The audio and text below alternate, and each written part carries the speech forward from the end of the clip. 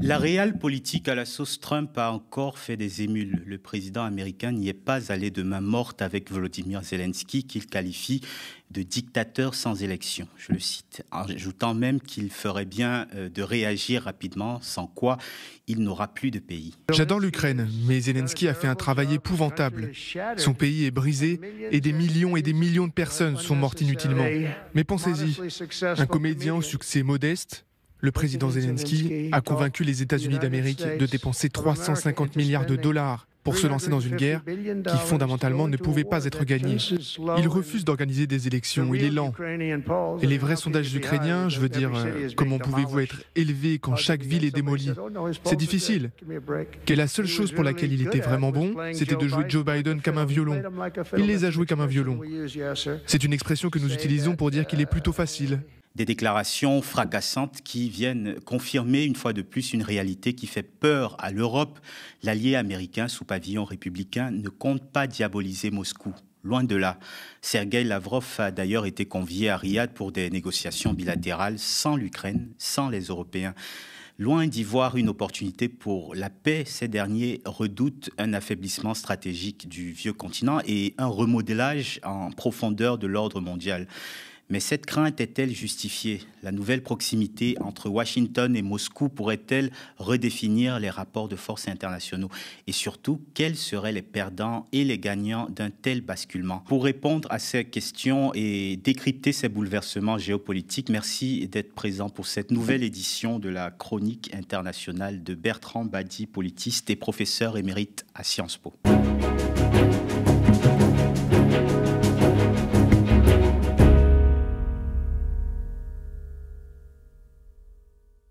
Bonjour Bertrand. Bonjour Fabrice. Alors, on s'attendait à ce que Trump prenne une part active dans la résolution de ce conflit en Ukraine. Est-ce que cette sortie assez fracassante à l'encontre de Volodymyr Zelensky t'a surpris? Ça ne m'a pas surpris parce que d'abord, je ne la ramènerai pas à l'idée d'une solution du conflit ukrainien. On va trop vite en besogne en parlant de cela, et parce que je l'inscris dans la continuité d'une pensée qu'on avait du mal à dessiner et à déterminer dans les semaines et les mois passés. Revenons sur tout cela. Ce qui s'est passé depuis quelques jours, ce n'est pas tellement l'amorce de la solution du conflit russo-ukrainien, c'est la volonté de restaurer la puissance américaine et symétriquement de la puissance russe. Make America great again, make Russia great again. Il y a une connivence, il y a une complicité entre deux leaders du monde qui ont le sentiment de déclassement. Le déclassement de la Russie date de l'effondrement de l'URSS, et ça a été même toute la sève politique de Poutine depuis qu'il est au pouvoir. Mais Make America Great Again, dans la bouche de Trump, ça veut dire aussi que les États-Unis ont perdu leur rôle majeur de gardien, de gendarme du monde, et qu'il convient de le restaurer. Et donc, en créant ce dialogue qui devient vite une connivence entre Poutine et Trump, on voit s'esquisser une sorte de nostalgie du temps de la guerre froide. Et c'est comme ça qu'il faut déjà interpréter ce discours.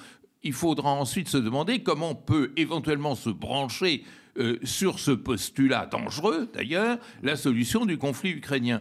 Et puis ça ne me surprend pas pour une autre raison, c'est que faut quand même pas oublier que la panoplie idéologique de Trump, elle se dévoile au fil des jours et des semaines. Ça consiste en un retour à une puissance nue, c'est-à-dire une puissance débarrassée de valeurs. Les néoconservateurs, au début de ce siècle, s'embarrassaient de valeurs qu'il maîtrisait plus ou moins bien d'ailleurs, mais au moins il parlait au nom des valeurs démocratiques, libérales, pluralistes, je ne sais quoi. là, on ne parle plus au nom de valeurs, d'une part, et d'autre part, on ne s'embarrasse plus du droit. Monsieur Trump passe son temps à bafouer le droit international, qu'il s'agisse du Panama, du Groenland, bien entendu, et surtout Gaza. Et puis, d'une façon générale, un mépris considérable pour les peuples, notamment les peuples souffrants du Sud, qu'il prive d'aide, la fameuse abolition de l'USAID, dont on reparlera peut-être. Et donc, dans ce cynisme absolu, eh bien, on découvre que finalement, Poutine vous ressemble, ou que vous ressemblez à Poutine. Et ce qui me frappe dans l'étape actuelle, c'est cette similitude de référent, cette similitude de langage, cette similitude de méthode. Et donc, Trump, Poutine bis ou Poutine, Trump bis, c'est peut-être la question qu'il va falloir se poser. On est loin de la tragédie russo-ukrainienne.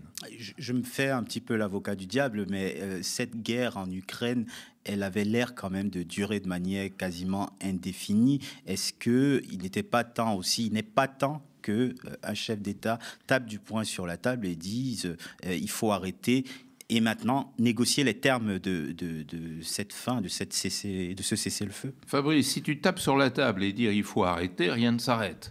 Ce qui est important, c'est de trouver la bonne méthode pour mettre fin à un conflit. Bon. Et qu'est-ce qu'il y a à la base du conflit russo-ukrainien? Il y a une agression impériale russe, il y a une sorte de négation du peuple ukrainien, et il y a une négation du droit international. Donc ce qu'il faut trouver, c'est la formule qui permettent de restaurer le peuple ukrainien dans ses droits sans effectivement aggraver l'humiliation et la frustration dont souffre effectivement la Russie. C'est quand même curieux que rares soient ceux qui acceptent cette double idée, que d'abord le peuple ukrainien mérite d'être respecté, mais que d'autre part il faut mettre en place un système de sécurité en Europe qui rassure chacun des protagonistes et des partenaires. Depuis l'effondrement du mur, on n'a rien fait pour tenter de définir ce régime de sécurité européenne. Et d'un certain point de vue, Poutine en a profité, puisqu'il s'en est servi comme argument pour dire nous sommes dans une situation de menace et de fragilité, donc nous allons prendre le contrôle d'un pays voisin que nous considérons comme étant une menace. Il faut rompre ce langage. Mais ce n'est pas en traitant Zelensky de dictateur ou en disant que les Ukrainiens ont commencé ce conflit, ce qui est absolument faux, que l'on pourra trouver une solution à tous ces maux. D'autre part, le chef d'État qui tape du poing sur la table, ça c'était les méthodes d'hier. Aujourd'hui, c'est pas à coup de poing qu'on fait la paix. La paix, elle se construit dans le droit, elle se construit dans le respect de l'autre et non dans le coup de poing. Qu'est-ce qui a été dit, qu'est-ce qui a été fait par ce nouveau président des États-Unis pour favoriser ces vertus de la paix que je citais il y a un instant? Rien. Je crains même que tout ceci crée une sorte de spirale inflationniste de la violence, exactement comme au Proche-Orient d'ailleurs, et que cette spirale inflationniste ne soit contrôlable par personne. Alors là, c'est le début de la tragédie ultime. Alors justement, il y a un double standard assez frappant. Prétendre chercher la paix en Ukraine et jouer l'embrasement à Gaza, quelle est la logique internationale dans la politique internationale américaine? On parle parfois de fondements qui reposent sur les intérêts américains qui primeraient d'abord. Pourquoi la politique américaine à Gaza et en Ukraine est singulièrement et radicalement différente de Biden et en passant à Trump? Oui, moi je ne dirais pas radicalement différente parce que Trump n'est pas un homme de paix. c'est un homme, d'une part, de non-guerre, et c'est un homme d'ordre et de puissance. Reprenons ces éléments. C'est un homme de non-guerre. C'est-à-dire, il considère, en businessman qu'il est, que la guerre, c'est coûteux et c'est inutile. Et donc, son idée, il l'a explicité d'ailleurs, to enforce peace. Son idée, c'est d'imposer la paix par la puissance, c'est-à-dire, on n'impose pas la paix par la puissance, c'est-à-dire d'imposer la non-guerre et l'ordre nouveau par la puissance. Imposer son ordre par ce que tu appelais justement le coup de poing sur la table. Bon, qu'est-ce qu'il y a derrière l'idée d'ordre ? Derrière l'idée d'ordre, il y a chez Trump, mais pas seulement chez lui, dans tout ce courant qui s'organise autour de lui, l'idée que un ordre illibéral, c'est l'optimum de chance pour un capitalisme mondialisé. Cette alliance entre Musk et Trump, j'ai envie de dire entre Musk et Trump d'ailleurs, c'est une alliance redoutable parce que, après les déconvenues du néolibéralisme de la fin du dernier siècle et de l'école de Chicago, de plus en plus, les entrepreneurs du capitalisme mondialisé considèrent que plutôt que la liberté, c'est un ordre et un ordre de fer reposant sur la puissance, la souveraineté, l'identitarisme, voire le racisme, qui permettra au capitalisme de mieux se développer.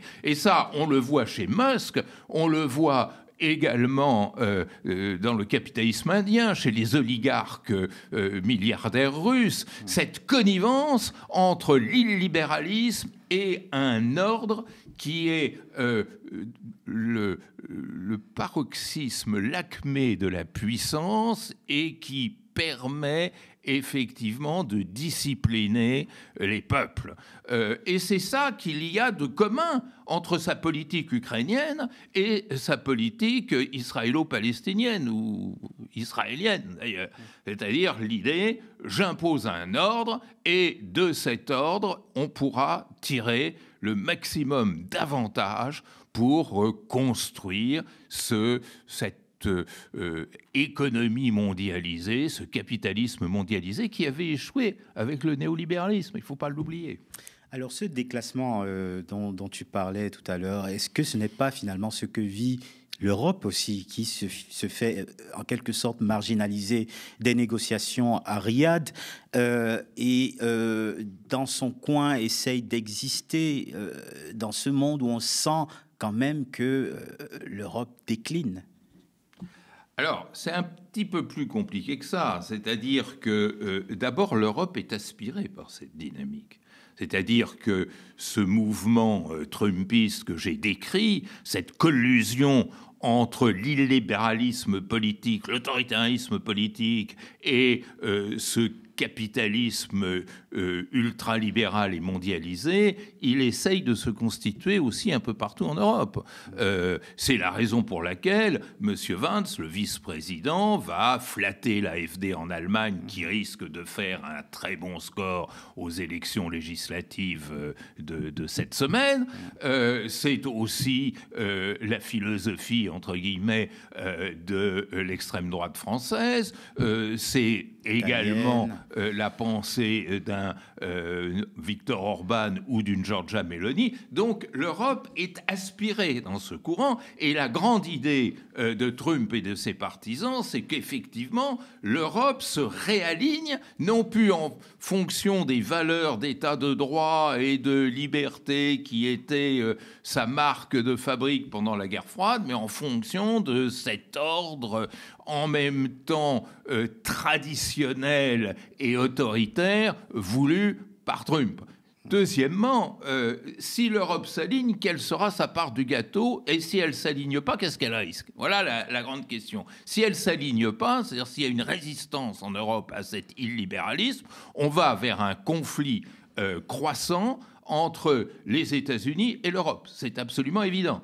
Avec, pour l'Europe, un élément dangereux, périlleux, qui est que de toute façon, même si l'illibéralisme ne gagne pas partout en Europe, il y a ses places fortes. Donc l'Europe ira à la confrontation avec les États-Unis de matière divisée. C'est-à-dire jamais ni M. Orban, ni Mme Meloni, qui étaient invités à l'investiture de Trump, ni tous ces autres courants d'extrême droite n'appuieront ces manœuvres de résistance. Donc, effectivement, je ne dis pas qu'il y aura un déclin de l'Europe, mais il y aura des difficultés sérieuses de l'Europe pour résister à cette confrontation. Si maintenant, qu'à Dieu ne plaise, cette Europe venait à s'aligner sur Trump à travers des victoires de l'extrême droite et du national-populisme un peu partout, alors à ce moment-là, effectivement, elle jouera le rôle d'assistant ou d'enfant de cœur du président américain, ce qui n'est pas un rôle flatteur.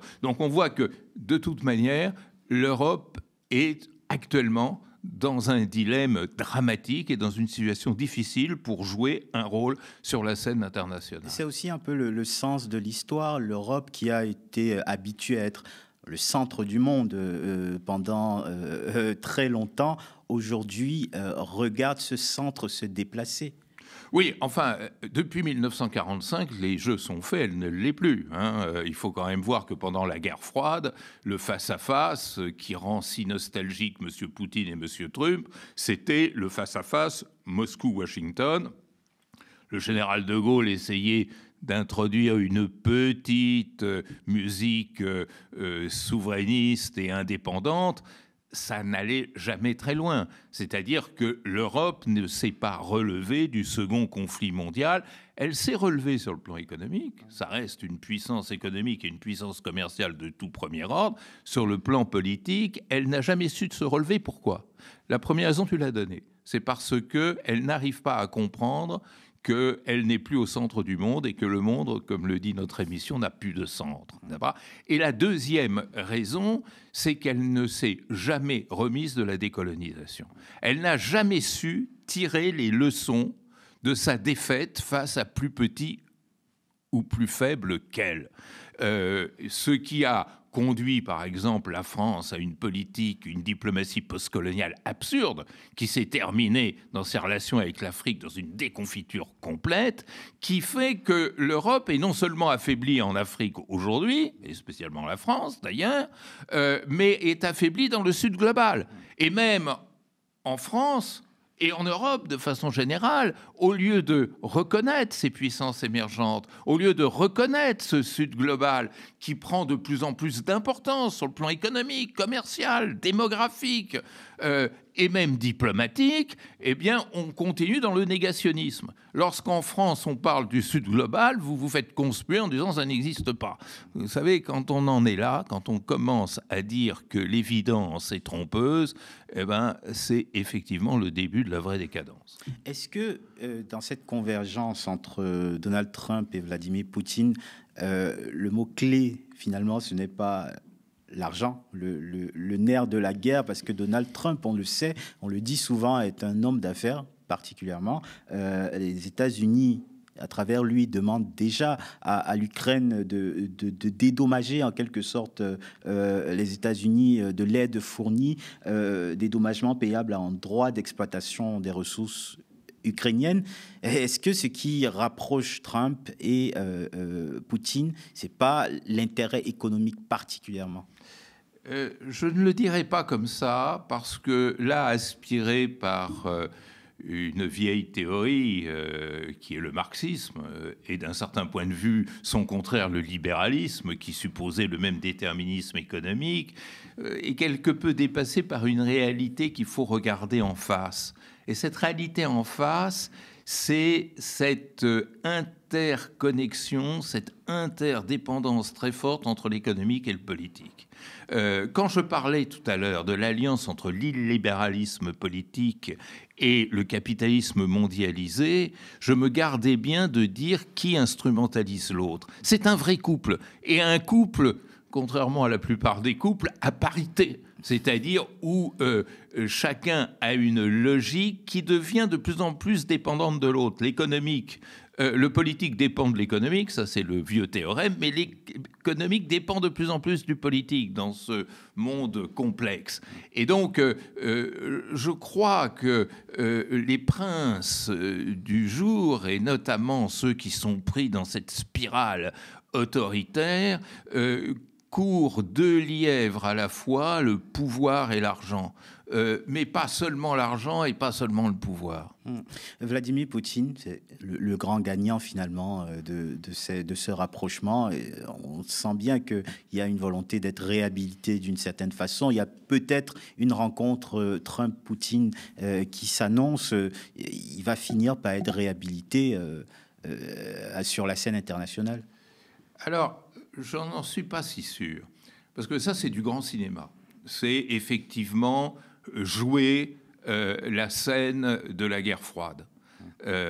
Effectivement, Poutine rêve de ressembler à Brejnev. D'ailleurs, il a toujours dit sa nostalgie pour l'URSS. Et Trump rêve de ressembler à Nixon, en gros.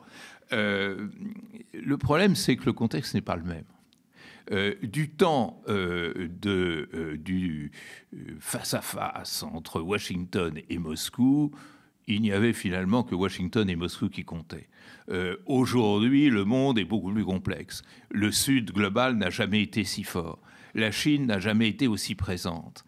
Et les peuples et les sociétés n'ont jamais été aussi actives. Et donc, ce face-à-face que l'on aimerait bien rendre intime et exclusif, il est de plus en plus l'otage d'un contexte autrement plus compliqué qui fait que Poutine n'aura jamais la capacité de Brejnev et que Trump n'aura jamais celle de Nixon. Je dirais, l'exacte mesure de la puissance américaine, c'est Biden. Et on a vu que Biden n'a rien pu faire pendant 4 ans. Mais au moins, il pratiquait la vérité des prix. Trump joue ce que, dans un langage populaire, on appellerait les grosses gonfles, mais la réalité de sa prise sur le monde est infiniment plus faible. On l'a vu sur ses propos racistes et méprisants qu'il a tenus à l'égard des Gazaouis, du peuple de Gaza, du peuple palestinien. Et on a vu avec quelle unanimité et quel rire de mépris cette idée a été rejetée. Donc il faut être davantage lucide. D'ailleurs, la lucidité, c'est le talon d'Achille de M. Trump, c'est-à-dire voir que au troisième millénaire, au XXIe siècle, les affaires du monde ne se décident pas seulement dans un face-à-face. C'est fini, ça. Est-ce que l'Europe fait un bon calcul en prévoyant quand même de continuer cette guerre? On parle même d'envoi de troupes vis-à-vis à la fois des opinions européennes qui peuvent être lassées, parce qu'il s'agit quand même d'une implication financière immense de la part de l'Europe, surtout en cas de départ de l'allié américain. Et ce serait un bon calcul de continuer d'appuyer militairement Kiev? D'abord, je crois que l'Europe ne calcule pas. Et c'est ça le problème. Et si jamais il y a des calculettes qui circulent à l'intérieur de l'espace européen, chacun a sa calculette et trouve des résultats différents. On l'a bien vu lors du sommet de lundi dernier à Paris sur justement la situation de la sécurité en Europe. Chacun y allait de sa petite musique, et celle de l'Allemagne, celle de la France, celle de la Hongrie, celle de l'Italie, celle de l'Espagne sont déjà différentes. Alors, d'autre part, tu mets le doigt sur quelque chose de très important, c'est qu'il y a une lassitude et, je dirais, une extériorité grandissante de l'Europe par rapport à la question ukrainienne. Il faut être lucide. Lassitude parce que ça coûte, lassitude parce qu'on ne voit pas les résultats, parce qu'on doute de la capacité d'inverser les rôles, et lassitude aussi parce que on se dit qu'on risque de se laisser entraîner dans un conflit, ce dont l'opinion publique européenne ne veut absolument pas. Bon, tout ceci est certain.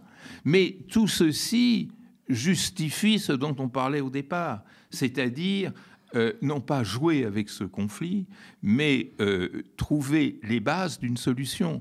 Le fait que la rencontre entre Lavrov et Rubio se soit faite à Riyad, en Arabie Saoudite. C'est déjà un petit signe. C'est un signe que le Sud global sera d'une manière ou d'une autre amené à jouer un rôle, non pas de médiateur, parce qu'on n'est plus à l'époque des médiations, mais de régulateur de cette conflictualité. Et c'est ce que je disais tout à l'heure quand j'en appelais au multilatéralisme.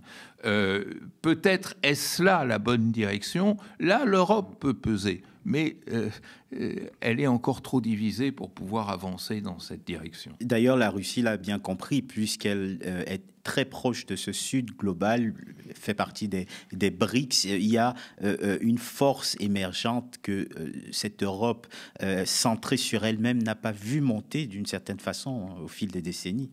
Mais effectivement, Poutine a mieux et plus vite compris les données du monde actuel.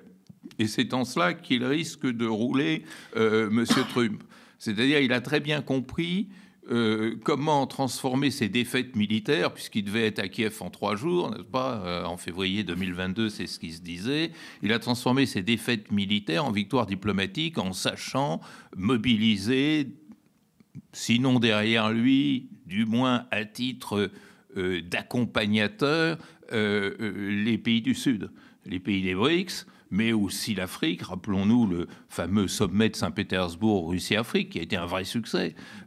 Et ces votes aux Nations Unies, où à chaque fois la Russie a été durement mise en minorité, mais où elle a bénéficié de l'abstention ou du refus de vote d'à peu près, non pas la totalité, mais la grande majorité des États africains, ce qui est un signe.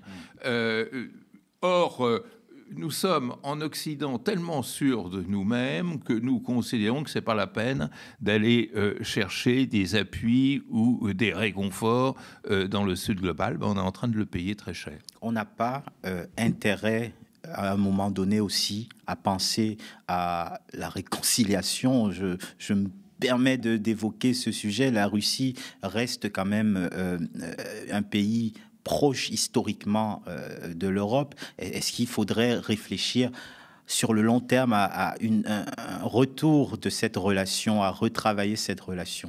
Mais pas sur le long terme, sur le court ou moyen terme. On a besoin d'un Helsinki 2. Helsinki, en 1975, avait été un grand succès puisque ça avait déterminé les conditions d'une sécurité en Europe dans un contexte bipolaire qui, à l'époque, était celui de la coexistence pacifique. Eh bien, on a besoin d'un autre Helsinki, puisque le contexte a changé depuis, pour définir un régime de sécurité en Europe, bien sûr.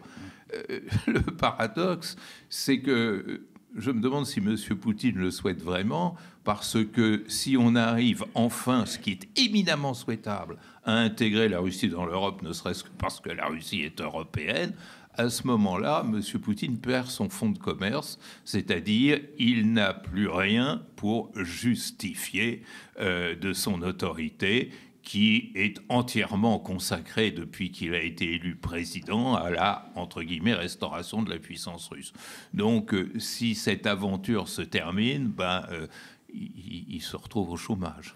De l'autre côté, les relations américano-européennes commencent de manière assez conflictuelle. Est-ce qu'on est parti pour 5 ans de bras de fer incessants? Trump, on le sait, valorise énormément la partie économique de ces relations et est prêt à adopter des droits de douane très élevés pour les pays européens. On va être dans la conflictualité tout au long de son quinquennat. Alors, ça fait 10 ans que je dis que le temps des alliances est terminé. Nombreux étaient ceux qui ne voulaient pas me croire.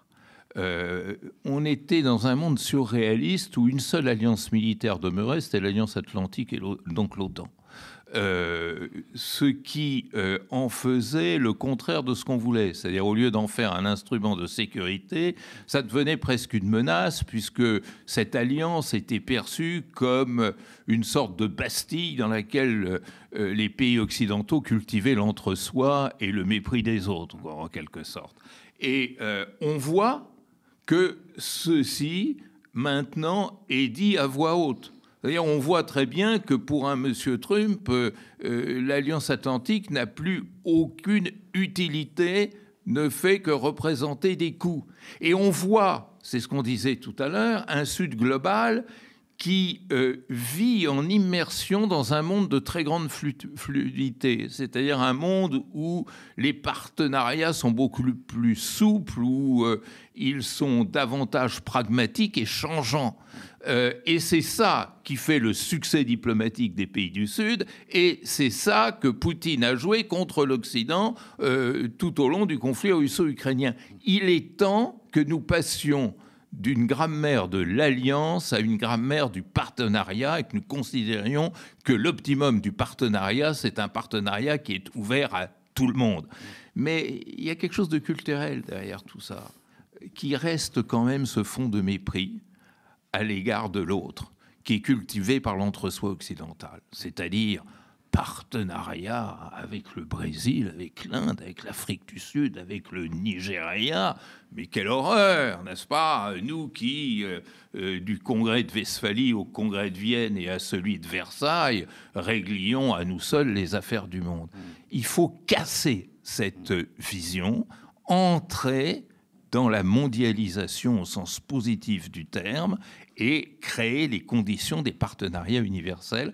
Là, peut-être, on pourra prendre le chemin de la paix. Et arrêter aussi les deux poids, deux mesures dans certaines considérations. Qui vont avec. Zelensky, considéré comme agressé par un agresseur qui est Vladimir Poutine, mais Paul Kagame au Rwanda avec la RDC qui n'est pas totalement sanctionné ni considéré en paria par l'Union européenne, qui signe des contrats de matières premières avec. C'est ahurissant.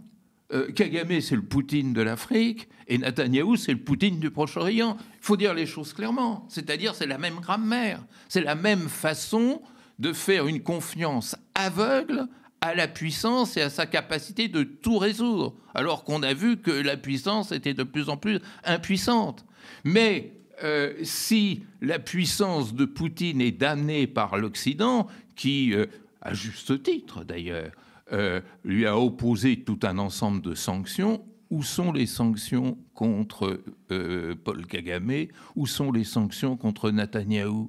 Netanyahou est un homme qui a tué des dizaines de milliers d'humains et des dizaines de milliers d'enfants parmi tout cela, dont on ne connaît même pas le visage, qui n'ont même pas de sépulture, qui sont noyés sous les gravats de manière absolument immonde. Et les chancelleries ne réagissent pas en Occident, notamment. Alors, comment peut-on espérer et attendre du Sud global un partenariat sincère avec le monde occidental dès lors que celui-ci lui oppose un tel mépris? Moi, personnellement, à l'âge, hélas, avancé qui est le mien, je n'arrive pas à comprendre. Je n'arrive pas à comprendre comment une mort ne pèse pas du même poids qu'une autre mort. Ça, c'est quelque chose que je ne comprendrai jamais et qui est à la base de cette ambiguïté qui signe la régression du monde occidental dans la conscience universelle. Merci beaucoup, Bertrand, pour ces explications, et merci à vous d'avoir regardé Le Monde n'a pas de centre. N'hésitez pas à nous dire, à nous donner votre avis en laissant un commentaire sur si vous nous regardez sur YouTube ou bien par email si vous nous regardez à la télévision. Continuez à nous soutenir et à soutenir votre média, un média qui vous garantit une information libre. Abonnez-vous à partir de 5 € par mois ou devenez sociétaire de notre coopérative. Rejoignez-nous dès maintenant sur soutenez.lemediatv.fr. Merci de nous avoir regardés. À très bientôt.